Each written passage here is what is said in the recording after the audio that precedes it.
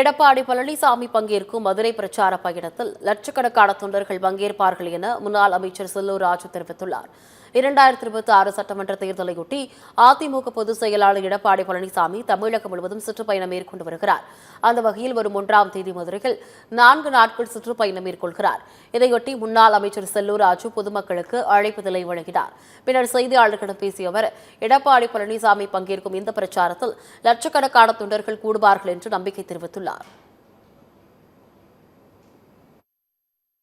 பொதுச் செயலாளர் அவர்கள் மதுரைக்கு 1, 2, 3, 4 ஆகிய தேதிகளில் மதுரையில் இருந்து பிரச்சார பயணத்தை தொடங்குகிறார். மாநகர் பகுதியில் 2ஆம் தேதியும் 3ஆம் தேதியும் பிரச்சாரங்கள் செய்ய புரட்சி தமிழர் எடப்பாடியார் வருகிறார். லட்சக்கணக்கான மக்கள் வருவார்கள் ஒவ்வொரு இடத்துக்கும் என்று எதிர்பார்க்கிறோம்.